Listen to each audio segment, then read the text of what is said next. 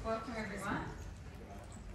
Thank you for coming to our session today called Set for Success, Entering the Australian STEM Video Game Challenge. My name is Lisa Van Beek, I'm the Project Director and I'm delighted to see you all here. It's the best part of my job with this project. So I'm going to start by acknowledging the traditional owners of the land that we're on today. The Australian Council for Educational Research acknowledges the traditional owners of Naarm, the Wurundjeri Woi-wurrung people of the Kulin Nation. We pay our respects to our elders, past and present, and to elders of all First Nations communities that visit the NCEC, and acknowledge and thank all First Nations people who contribute to ACR's research and development to improve learning for all. I'm going to start with a simple question of what is STEM, because I think not everybody knows what the acronym is for. Does anyone want to do a quick shout out of any of the audience participation? Science, technology, engineering, and mathematics. Yes, for the win. Just strolls in. I still think it should be STEAM to add art in there. I'll talk to you outside, okay? So what is the current climate of STEM? So STEM occupations are growing at twice the rate of non-STEM occupations. Australia's 2021 Youth in STEM survey showed that 42% of boys aspire to a career in STEM, while only 21% of girls share the same ambition, and the gap is widening as students move into upper high school. And we know that we need to reach students by the age of 15 to influence long-term participation for students in equity groups, including girls and non-metropolitan, low SES, and students who are first in family students. So first in family meaning first to attend tertiary education. Factors for greater engagement. So ACR and CSRO did a study that was specifically about factors facilitating greater engagement for young women in digital technologies, but these can be applied actually across both genders and non-binary folks too. Increasing confidence and awareness of educators, relating digital technologies to real-world inclusive contexts, challenging the stereotypes portrayed of digital technologies as being nerdy and uncool. I mean, everybody here knows that's not true. Yeah, right. And clarifying that gaming and coding are not only one aspect of digital technologies. Now, in the broader research, one of our supporters, IGN Interactive Games and Entertainment Association, creates this report every year called Australia Plays, and it's really interesting. They've been doing it for the last 10 years. If you haven't had a look, I highly encourage you to do so. And digging into their data, what they do is they take a survey of 1,200 households, and then they take that data and they project it on the Australian population. And so what they found is that 81% of Australians play video games. Now, they classify video games as anything played on a digital device. So it could be an iPad, it could be an iPhone, it could be a game console, anything that is of a digital nature that is a game. If we dig a little bit further, we find that of the 5 to 14-year-old age group, 93% play games. And of 15 to 24-year-olds, 91% of those people play digital games. So that's pretty significant. I just want to do a little shout out to the 85 to 94-year-old age group. 43%, that's amazing. Okay, so now when you're playing games, what do people like to do? We find that building things, 71%. Creating mini games, stories, and levels, 65%. And 58% like singing and making music. Those are pretty similar to creating a video game, right? So, what is the purpose of the Australian STEM Video Game Challenge? We aspire to engage students in STEM subjects and keep them engaged long term, enable students to develop real-world skills required to succeed in work and life, not just in video game development, and empower more students to choose STEM careers. So what is the STEM VGC? I know that's the next question you had in your head. It is a free video game challenge. It's national, any state in Australia. Students in years 3 to 12 can enter. It's aligned with the Australian curriculum and it is run by the charitable arm of the Australian Council for Educational Research, which is where I work. And how does it work? So students can work in teams of up to 4 to create video games based on a challenge theme. This year's theme was construction and destruction. I will announce next year's theme shortly. They need to write a game design document, which is like a report explaining what their game is about, the rules of their game, and things like that. Judges are teachers and industry experts, and all entrants who get past qualifying actually get written feedback from our judges, which is really significant for engaging students long term. The scoring rubrics are aligned with the Australian curriculum, and winning games get showcased at PAX. We have a stand, and I'll show you the map of where that is later. And they get tickets to PAX, and they are the people in the front rows. Categories. Next year we're changing the categories slightly to include our friends in grade 3. So we'll have years 3 to 6 with a scratch category and an open platform category, 7 to 9 with a Godot engine and an open platform category, and year 10 to 12 Unreal Engine and open platform as well. Open platform means any game that is free or free for education, because one of the things that we are trying to do is break down any barriers to engage students in STEM. So you can't be paying for anything, you can't buy assets, it's all got to be free or made yourself. So the yearly theme. So I've mentioned before, our theme for this year was construction and destruction. We change our theme every year to keep kids engaged, give them a new challenge, a new problem to solve. And this year's one was really fun. And thinking back to that Australia Plays data, we know that lots of people like to build stuff when they play games. So, who are the winners? Our first winners were in the open platform. They were in grades 4 to 6. They made a game called Chicken Rampage, and their team name was Rampaging Chickens. One of my favourite names. They are from St Anthony's School in Wanneroo in WA. Unfortunately, they were not able to attend PAX this year. They made their game in MakeCode Arcade, and this is what they said about their game.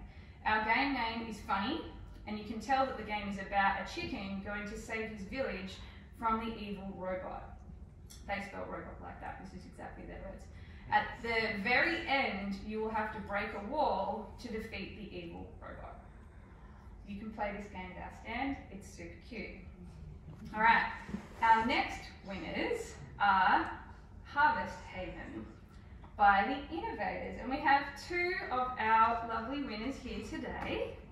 So I would like to invite Kylie and Jessica up to receive their awards.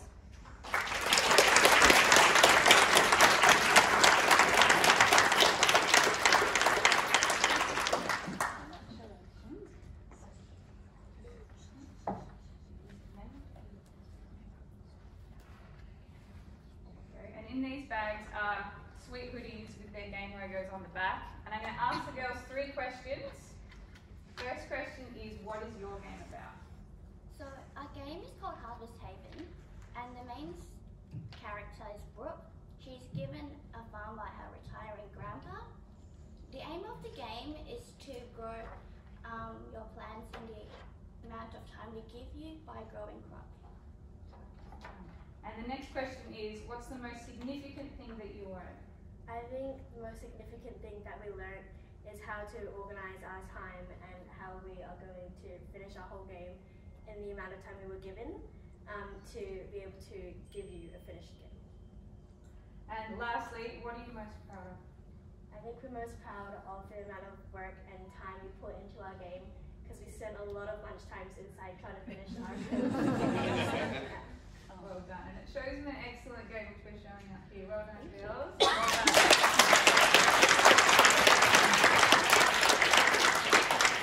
Okay, now our next winner is the Echidna team, Dee from Echidna, and her game is Elementary, and she made it in Godot engine. Come on up, Dee.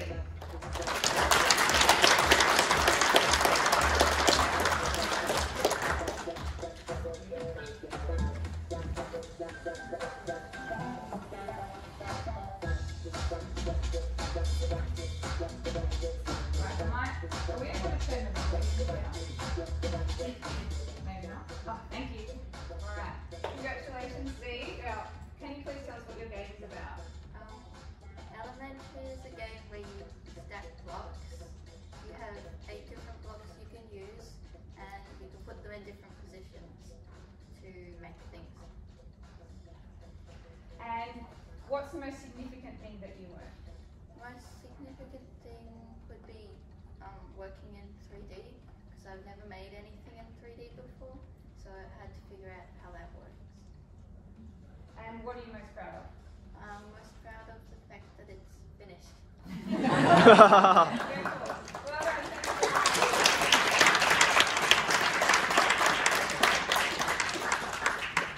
Okay, our next winner with a game called Oracular, and I hope I'm saying that properly, from Fairbank Grammar is Izzy. Izzy, please come up.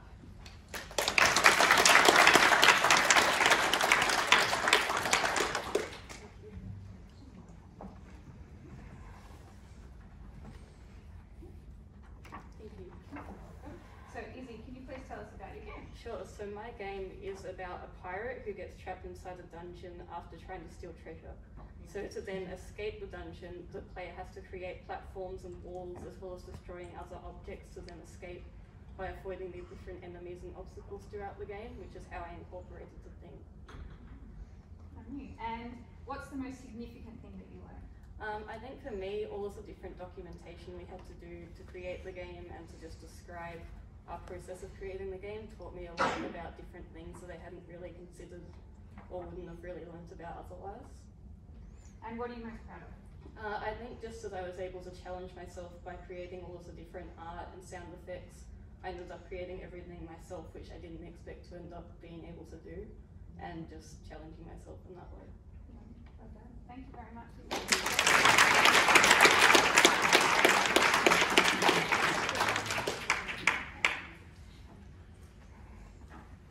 And next I would like to invite Callie, who won the Unity and Unreal Engine category in the Year 10 till 12 group from Hobart College in Tasmania.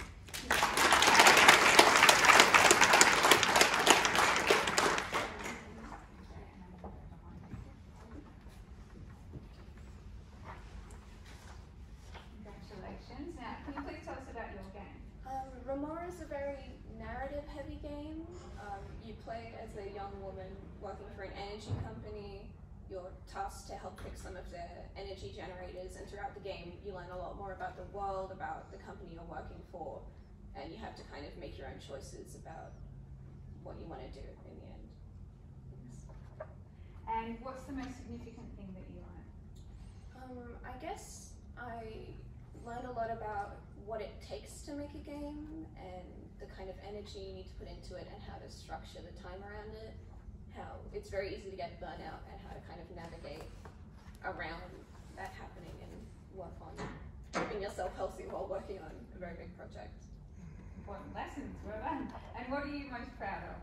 I think I'm probably the most proud that I was able to finish the game in the end. It's a very big kind of undertaking. I'm also proud that a lot of the winners this year were girls, given how hard it is to break into that kind of industry when you're a girl and how hard it is to kind of find the right space to work on that. So, yeah. Well, I'm proud about that too. Yeah. Thanks, Callie.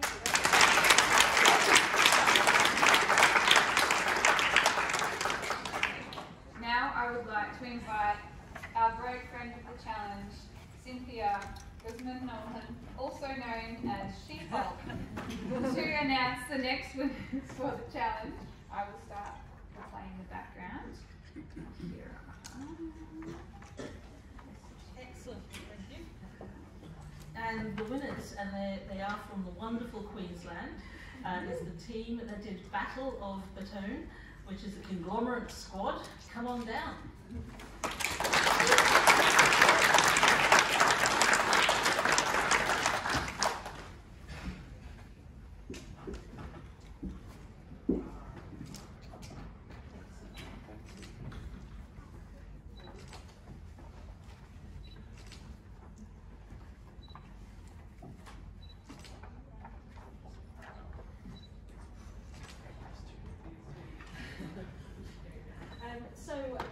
little bit about what your game is.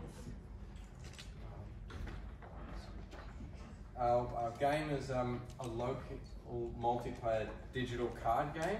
So it's set in the mythical world of Batone, in which there's 6 different civilizations that make it up, and they all have their different fortresses and character roles. So the game is just divided into 2 stages. So in the first stage, players collect resources and try to sabotage each other using action cards. And in the second stage, all the fortresses battle it out for see who's the winner by a dice battle. Fantastic. Yeah, and I made this game actually when I was only 10 years old, and we felt that it fit the theme, so we decided to convert it into from a card game into a digital card game. And yeah, That's a wonderful story. And what's the most significant learning? The most significant thing we learned, a lot of the other teams touched on this already, but was project management. So for us, we learned from last year that we needed better project management. So you got to manage your time, your resources, just really plan things out and make sure you've got all the time, yes, and you have to really, yeah, we had meetings and everything was orchestrated so that we could get things done better. Oh yeah, we had a file system, so last year our file system wasn't so great, so we had to redo that as a way to make sure it was, you know, everyone knew where everything was, and we set tasks and meetings that you had to get things done by, so that we made sure everything was done on time. And yeah, I think that's it. Excellent, thank you so much. And the last question is, what are you most proud of? Well, I think for us, the thing we're most proud of is, well, one, being 2-time winners here at PAX, which is pretty amazing. But also that we created all of our own content, well, except for the fonts, which was the sound effects, the music, and the art, which was actually pretty much all done by Isla here, who's only 12, and she had to step up.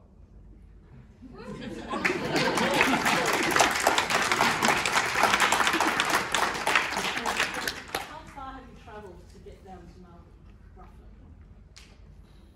How many days did it take to travel? Maybe like 4 days. Yeah, it's about 3 Like days. 4 days? 4 days. So what's wonderful about this team is, firstly, they're all siblings, and they've come from remote Queensland, and this is like proper remote Queensland. And what would be your closest big town? Sorry for putting you on the spot, because I'm Roma, it's about an hour and a half away. So so this is quite a distance, and actually, so ACS, and I'll speak a little bit later, but we sponsored you to actually stay somewhere on your travels, but CSIRO has also done a huge thing by giving you the opportunity here as well. And was it yourself? Yeah. Yes. So what was the award that you won with CSIRO? It was like Future Shapers or something. Yeah, I think that's what it's absolutely wonderful. So Future Shapers, and it's the second year that they've won this award, and you weren't able to make it last year, so we wanted to make sure that you could together come this year. So another big round of applause, please.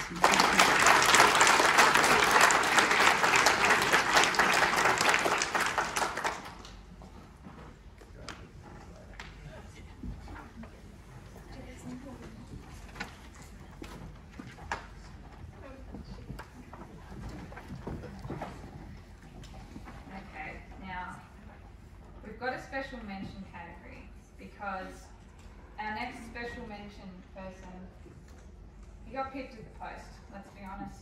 1.3 points. He got beaten by these legends up the front who are 2-time winners. And he made this game by himself. And he got beaten by 1.3 points. So we have to get him down here. He's from Wodonga. His name is Jack. He made Technologene. His team name is Gearshock. Come on down. He made me do it.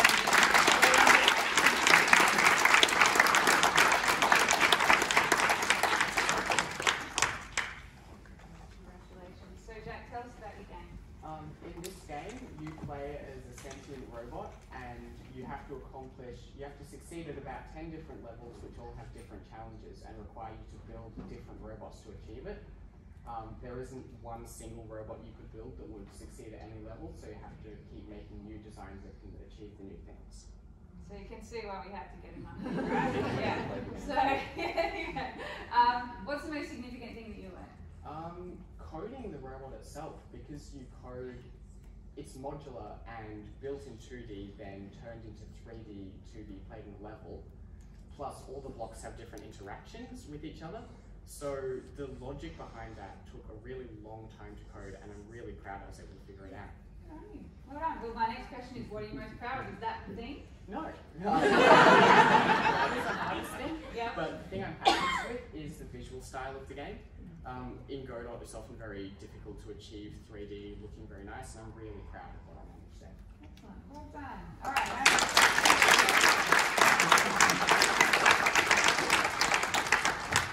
Okay, I'm just going to do one more slide, and then I'm going to hit up our special guest speakers. But this is a great segue. I just want to acknowledge the judges, and if you're a judge in the room and you feel comfortable putting your hand up, can you do that for me right now? Thank you so much. So our mission, as I said earlier, is to try to engage kids long term, and one of the ways to do that is to give them encouragement and meaningful feedback. And that is the role that our fantastic voluntary judges do. And you do it really well. We get so much feedback from mentors saying the judges' feedback was fantastic and it made the kids feel great. So shout out to you guys. Thank you so much. If you know somebody who was a judge, please give them a pat on the back for us, because your role is significant and we really appreciate it. So thank you for that. Segue to Daniel Edwards, who's one of our judges. So Daniel, over to you. Now, do you want the clicker? Yeah, sure. Okay, great, thank you. Okay, just want to start off with just another congratulations for all of this year's winners. Spent a fair bit of time yesterday playing all of your games and reading the GDDs. It was a real highlight of my day yesterday. And as a very proud girl dad, I must say it's awesome to see so many girl winners this year. So great to see, and also as a Tasmanian, so great to see a Tasmanian winner as well. So can you just join me in congratulating the winners?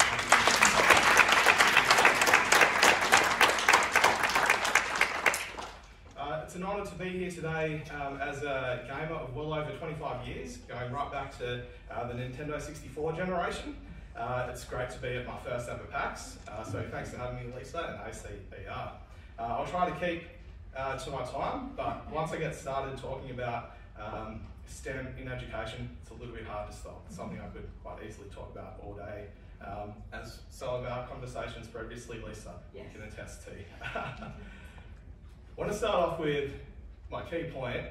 It might seem like a big call, but I do believe that quality digital technologies education that empowers students to become digital makers, not just digital consumers, that doesn't only transform education, but that changes lives. And that's something that I've witnessed so many times through my experiences at Montello Primary School.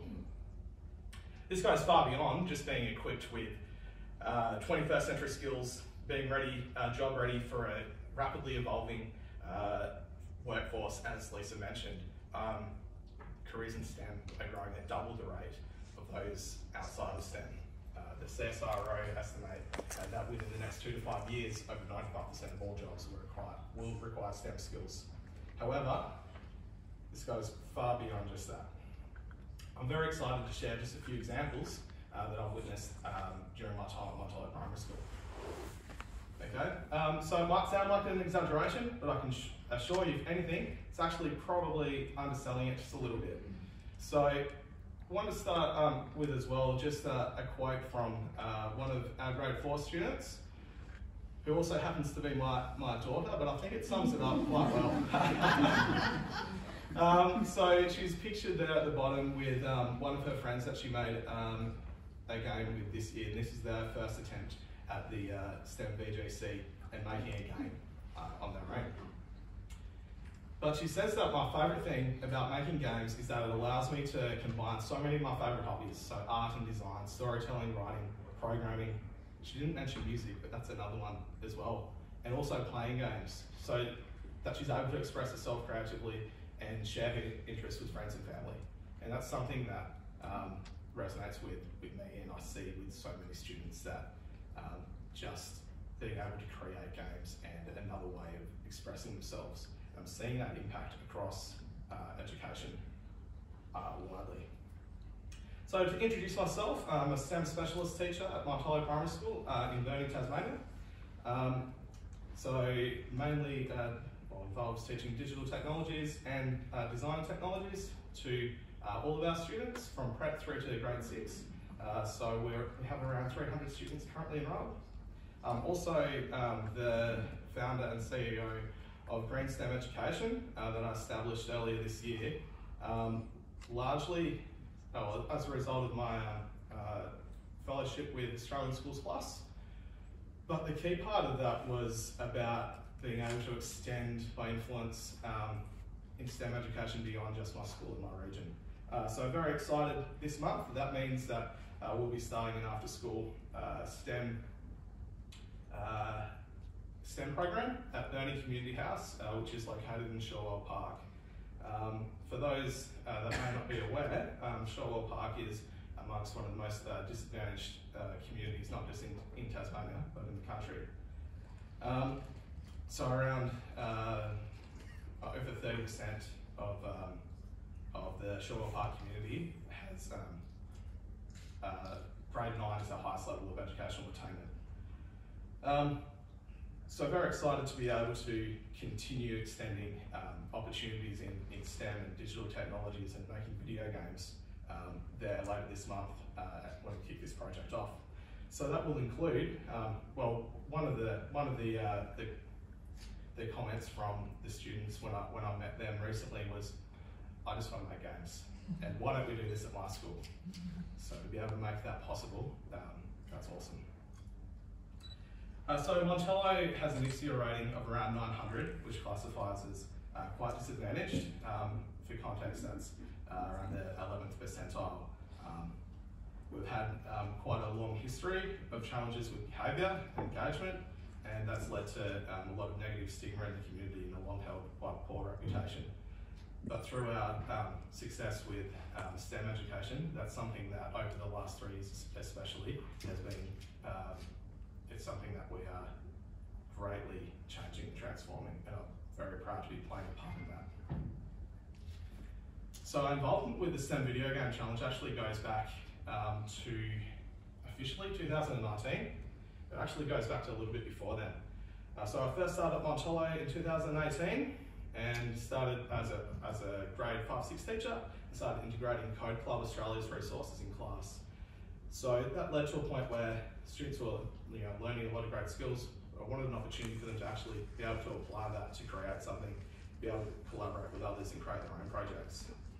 Unfortunately, I discovered the STEM Video Game Challenge a little bit too late in 2018 for us to take part, but right then I made that a priority that from 2019 onwards would be involved.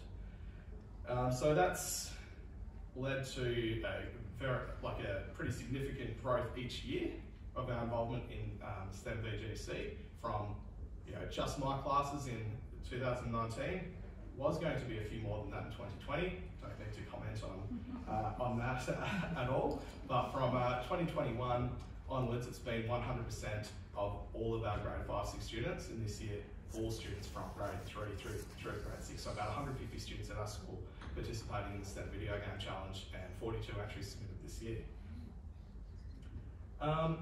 So 2019 was a pretty big year because it also saw the establishment of our after-school weekly code club, which over the last 4.5 years has become one of the biggest and most successful code clubs in the country. So we have over 60 students registered, and that's approximately about 30% of eligible students.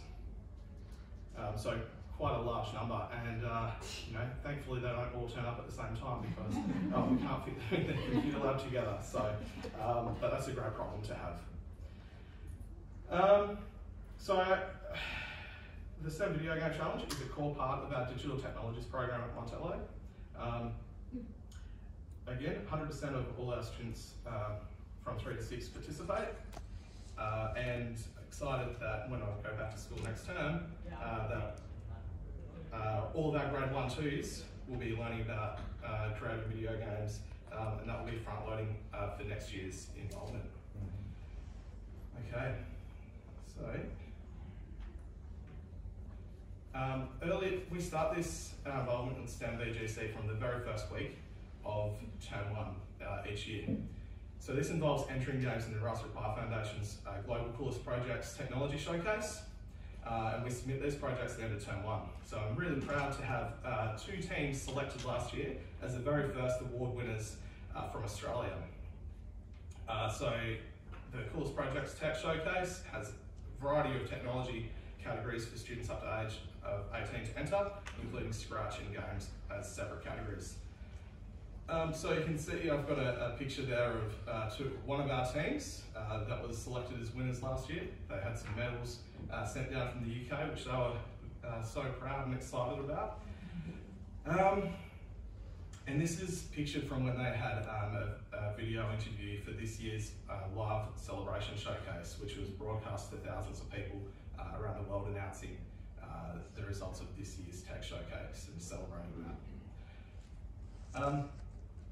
So you can see the quotes. I've just cut the quotes there from their video interview. It's really cool because if you create a character, comic book or anything really, you can turn it into a game. Once you get the hang of coding, it becomes really easy, and then you can bring any characters to life in a game. And once you start learning how to code, it gets really easy. I'm not sure about that, but and you can basically do anything. There's nearly no limits at all. That's what it's all about.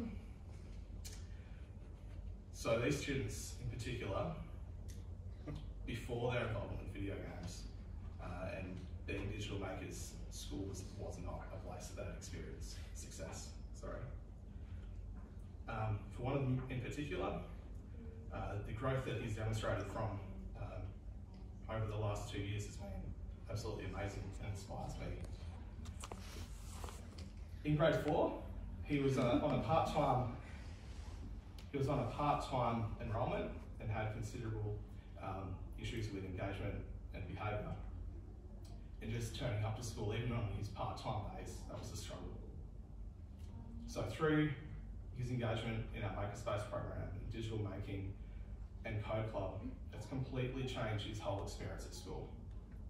Not only is he highly engaged with digital technologies, but he's transferred that engagement to all other learning areas. He's actually at school every day, for the whole day, engaged in classes, and is one of our school leaders this year.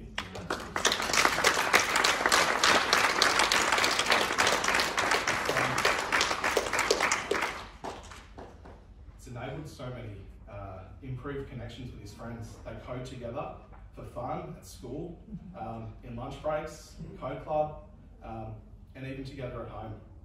They're constantly challenging themselves to add more features. So, one of their games there was from a toy that his friend made. They just wanted to bring it to life and create a world and a story with some of their toys. They're constantly challenging themselves to add more features from the games that they play. And they test it out, ask each other, but getting quite concerned now when they come to me and ask, well, how can we do this? Because it's continually become more and more challenging. It's pushing me to learn. You can see there as well, they were very proud to present their game to Kay North recently on her visit to Tasmania. She's a leader of Code Club Australia. The other team that was selected as judges' favourites, they have got their game presented as part of a permanent display at the Young V&A Museum in London. So this is some pictures of the Coolest Projects exhibit and their game. Okay, and that's continued to inspire so many other students at Montello. So STEM VGC, it's an inspiration for so many students to extend their learning in STEM. All 3 to 6 students, grade 3 to 6 students participate in class, And many of them are then choosing extra options, such as First Lego League, our Green Power Electric Vehicle Challenge, continuing to stay after school at Code Club, or our coding extension class as a result of this. By far, we have the highest number of students enrolled in Tasmanian DSIP, Gifted Online's Python course, which is mainly Grok based. MPS alone, our students at Montello far exceed the intended state allotment for this. So that involves a group of girls in Codex X course and Alex 3 as well. This is continually expanding, this continues to grow each year. We've had over 50 students from grade 1 to grade 6 to participate at some level of coding extension this year as well. So many of these students are achieving at extremely high levels, and I'm very proud to say over the last 3 years, over 80% of our highest achieving students are girls. Which I believe is incredibly important that girls have the best opportunities in digital technologies in primary school. It's too late in high school for so many. So you really need to be investing from foundation onwards. So I have some students there that were testers for MoonHack this year. You can see the students in the green shirts and the students on computers, official project testers for this year's MoonHack. So over 40,000 students participated in MoonHack last year. So great opportunities for them to share their learning and extend that with others. So just to summarise, the impacts on school culture have been absolutely tremendous and continue to increase. So much more than just coding, so much more than just digital technologies. That despite the challenges and the barriers that our students face, coming from a small town in northwest Tasmania, that this fosters a belief that they can achieve anything and they can be anything that they aspire to. It unlocks so much. And that includes the development of the soft skills we've touched on briefly, the connection, the collaboration, working together, persistence, problem solving. We're smashing stereotypes and making digital technologies as open and accessible for all, especially those from underrepresented backgrounds, such as girls, First Nation students, students with disability. Congratulations, another Future Shaper. I'm very proud that 4 of the 26 students selected nationally were current and former students of mine from Montello, including one of my students as a First Nation student who, over his time, over the last 3 years at Montello, has gone from somebody who loved playing games to somebody that had no interest in making games, but over that time developed a real passion, and that's the basis of his selection as a future shaper. That he has a vision and a dream to be a game developer, and not only work in game development, but one day start his own video game company. And I just find that really inspiring to see him have played a part in that, and look forward to what CSIRO are able to help provide for him through Future Shapers program. So just to close as well, you know, I'd obviously love to chat about digital technologies and STEM education. I'll be at the teacher meetup shortly after this, and you know, I'm more than happy to chat if you see me around over the next couple of days as well. You can add me on LinkedIn. I'm happy to email and collaborate. So thank you very much.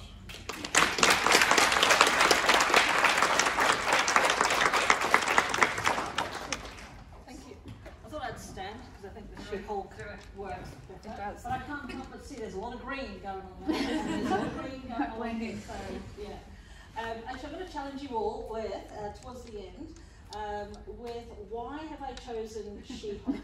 So I'll look to see, you know, I'll go to the audience, but I'll look to see what your thoughts are as to why I chose She-Hulk. Right, so I had the great pleasure of presenting one of the awards earlier today.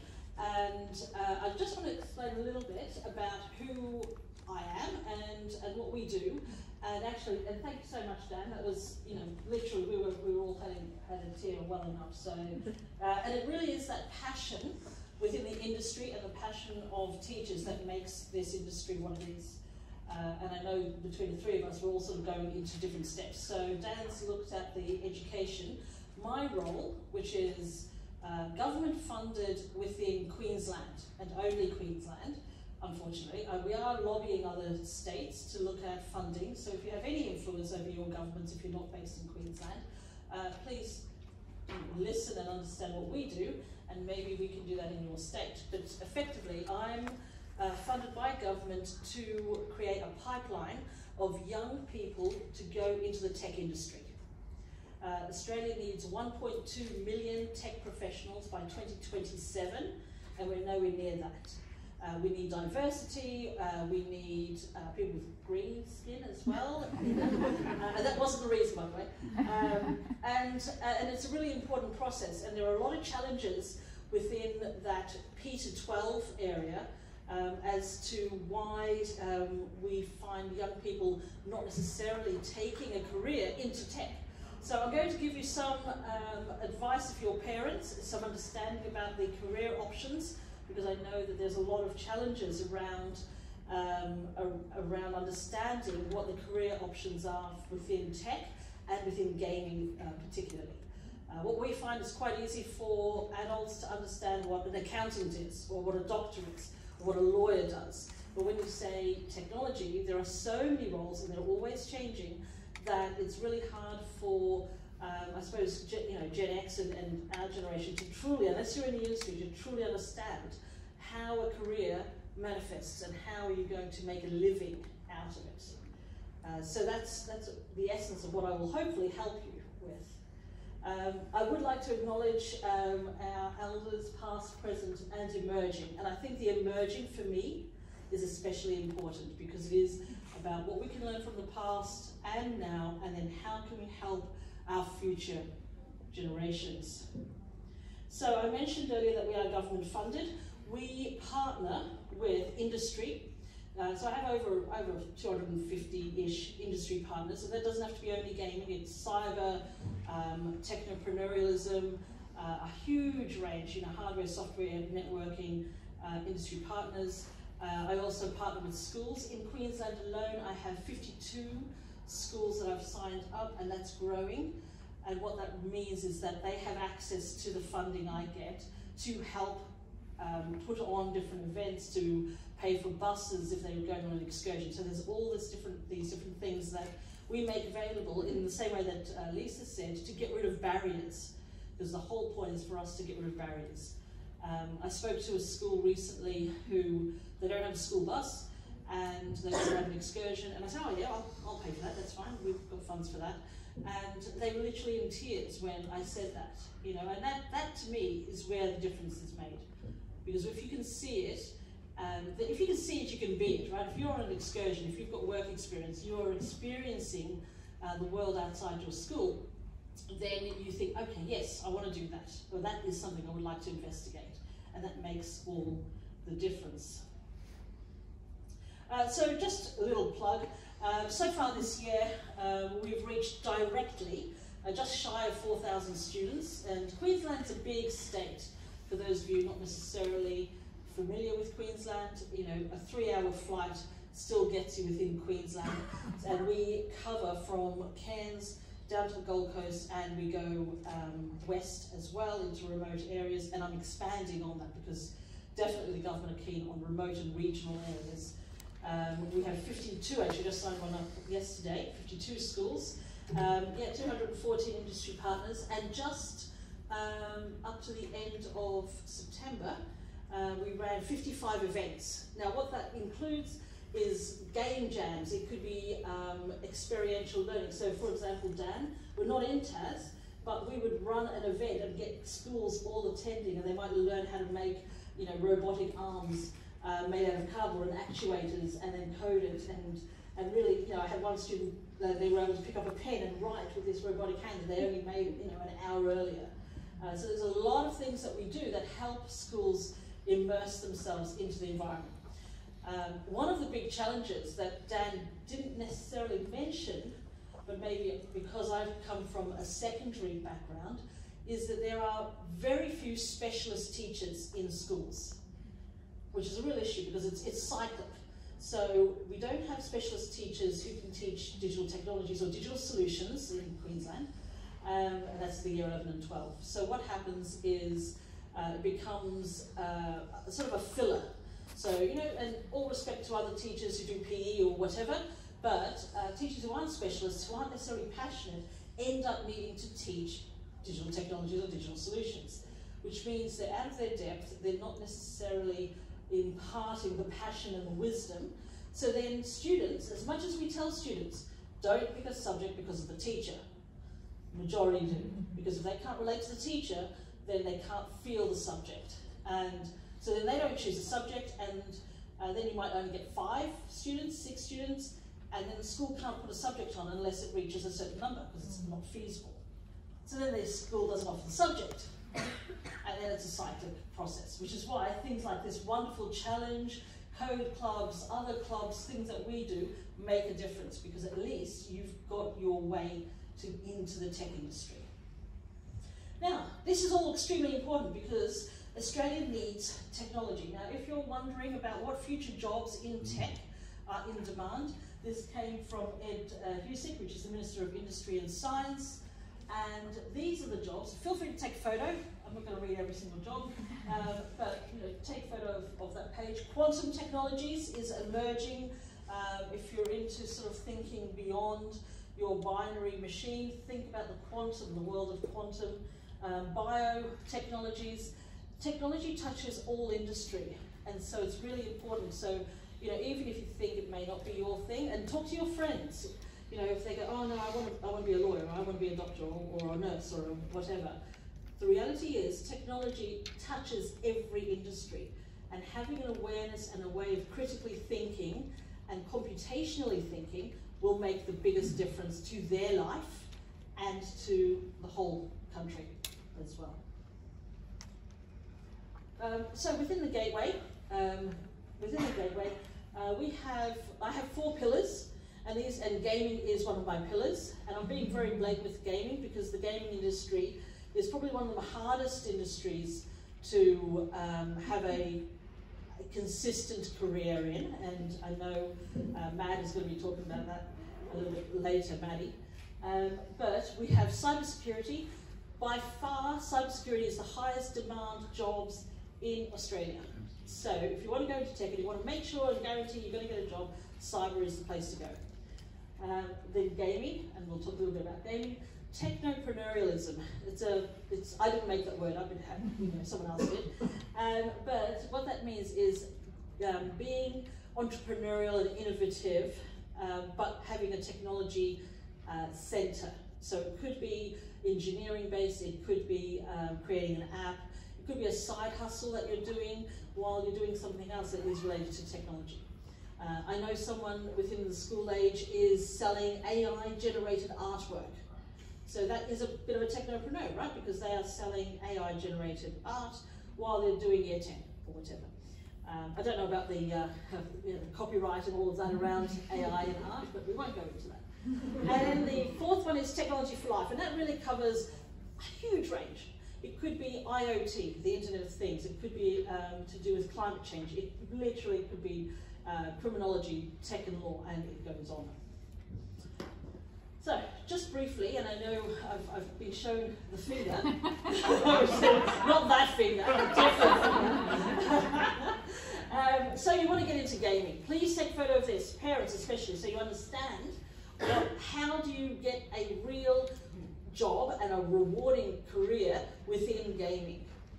Firstly, and thankfully, you don't actually necessarily need to have studied through like a university or even necessarily TAFE in order to get into gaming.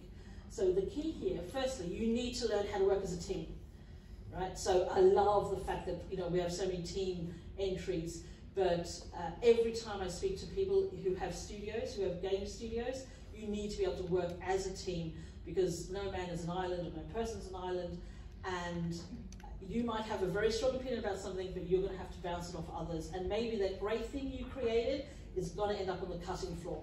And you need to be able to calibrate your emotions around that. That is #1 priority. And then you need to understand your learning style. Some people are good with learning autodidactically. In other words, you can learn on your own on YouTube. And if you do that, and you don't procrastinate, and you don't go to the fridge and get a snack and all the rest of it, then excellent. But that may not be your style. And then in literally the next slide, I will talk about just the 3 real different sort of pathways there. It is really important that you prototype and validate your game. I spoke to someone this week. There was a conference here all week to do with the gaming industry, and what he's done is he has a YouTube channel and does a prototype of his game, and he has several games, and he pursues the one that's most popular. So he might have created 3 different games, and then the one that gets the most traction, that's the one that he will then develop. So you need people to validate your game. Because you might think it's a great game, but you may not be the target audience. So thinking through that. And then reflect on what makes a game great. Look at the pacing, look at all of those things. Right. So high demand roles, and that is the technical and the artistic. If you can combine both of those, that's amazing. Producers, we need a lot more producers. Producers is the term used within gaming that's equivalent to a project manager. And the final one, always realize that whatever you're learning in this context is transferable to other tech industry roles. Finally, I'm talking about the learning paths, and this is when you're doing autodidactically, in other words, through like YouTube, etc., treat it like a job, have a structure. And if you find that this doesn't work for you, that's okay.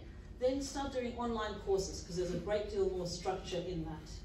If you're still struggling with that, then look at maybe TAFE or university.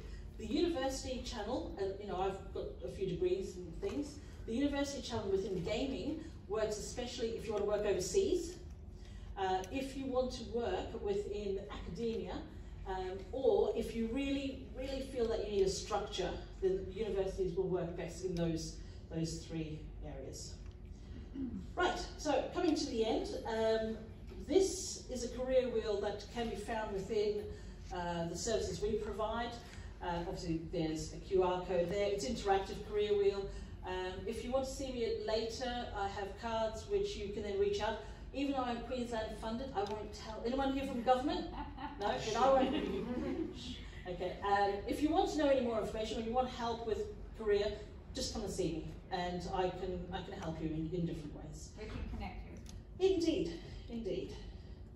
So, and that really brings, and I'm available in the same way Dan said, on LinkedIn, etc. And the ACS, who are really the big peak body within our industry, within tech. IGEA is for gaming.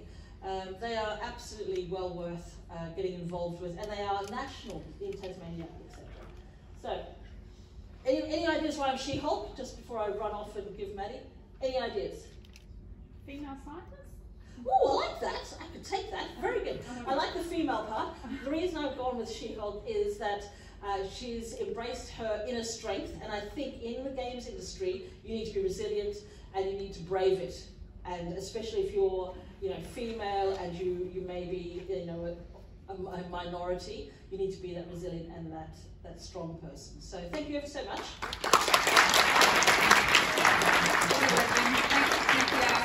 We can get the details for Cynthia through us if you need to. Maddie, over to you. Just click the slide. Just click the slide. I'm going to speed run this. Are you ready? Yeah. Okay.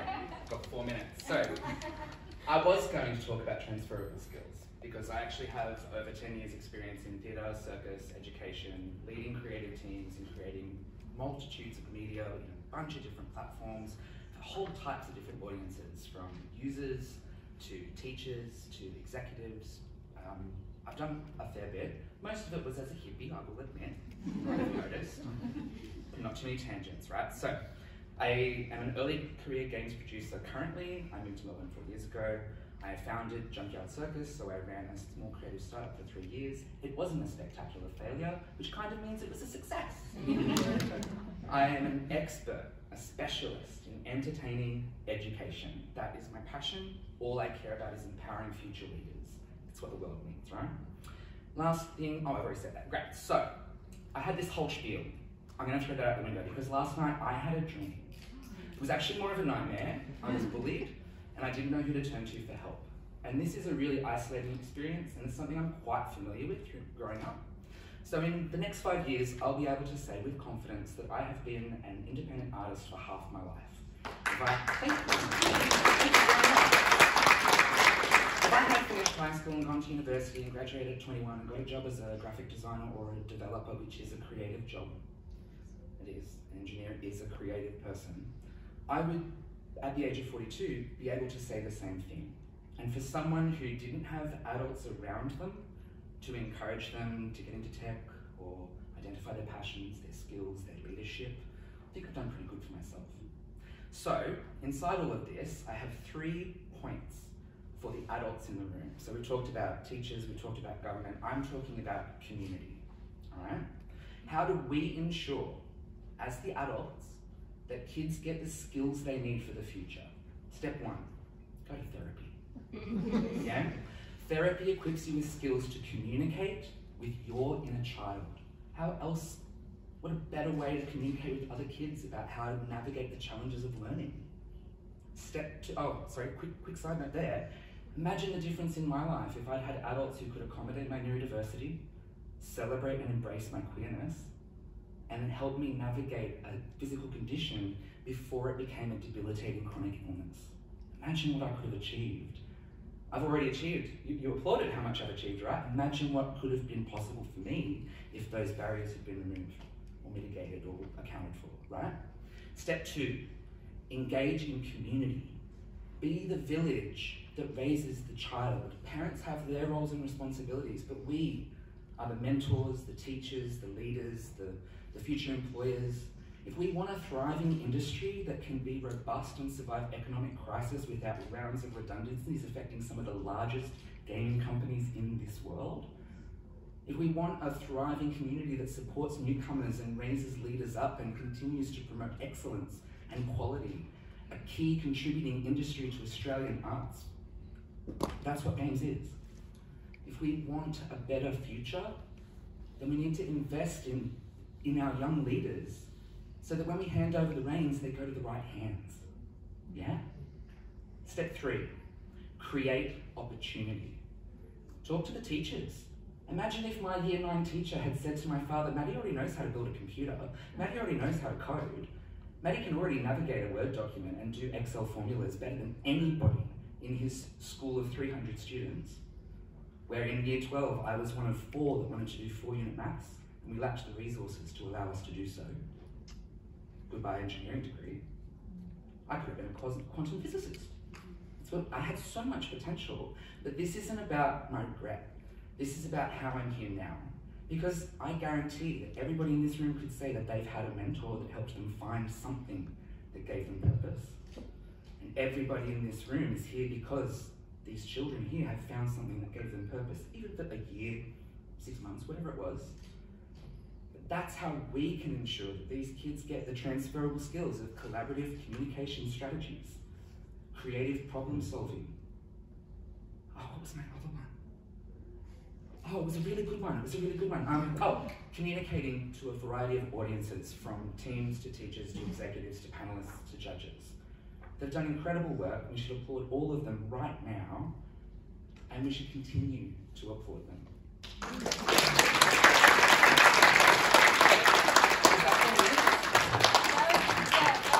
just got 2 minutes from an official PAX person, so well done. Now I'm going to speak through the last bit of this. Firstly, can we just have another round of applause?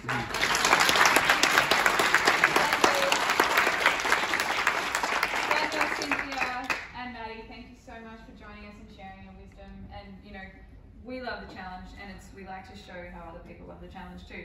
Okay, quickly, theme for next year, stars, okay? We're thinking space, we're thinking geometric shapes, we are thinking maybe celebrities, maybe rewards, whatever you want to do, okay? So it will be on our brand new website that will be up and running at the end of next week. When the website looks like that kind of branding, you will know it's the new one. If it's got this side of branding, it's the old ones.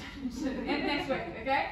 Okay, 2 important sessions. There's a networking session that these guys have mentioned already at 2 o'clock today, 2 rooms down. we will be there. You can come and chat to us. We're also at our stand. I'll show you the map in a minute. Also, for teachers or possible mentors in the room, if you want to know how to actually implement the challenge in your classroom, there is a session tomorrow at 12 o'clock in Drop Bear. There's one of our long-term mentors, Sally, who now works for Grok. She's an absolute legend. She's going to run a workshop basically on how to do the STEM VGC in your classroom. Okay, Matt, this is where we are now, up the top there. That is where I stand down there. That big bit, which I can't read the number on, that's Nintendo. So we're like super close to Nintendo. Come find us, come play the games, come play these guys' legendary games right here. Okay, thank you to PAX and AGEA for supporting us. You can find out more here. We also have flyers. So quick segue to what Maddie just said about building community. Go to your school leaders.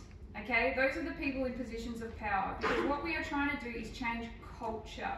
And to change culture, we can't just get the digital technologies teacher who has 4 million things to do. We can't just go, hey, this is a great program, you should do it. They haven't got time. We need to change culture. Go to your assistant principal. Go to your head of science. If you are someone who works in a corporation, you're not school-based, go to your head of marketing. Go to the person who is responsible for your corporate social responsibility stuff. And put the flyer in front of them. Someone in this room that is not me right now has our flyers. Yes? Also the Department of Education and your local member. Picket lines, people. Yes. But like the more people who say we want this, the more the government says, oh, here's funding for that. Yep. Yeah. Anyway, I think we're officially out of time because the PAX guys now stood up. I'm taking that as a message, bro. So, like, come and talk to us, and like, guys, like, another round of applause for our winners.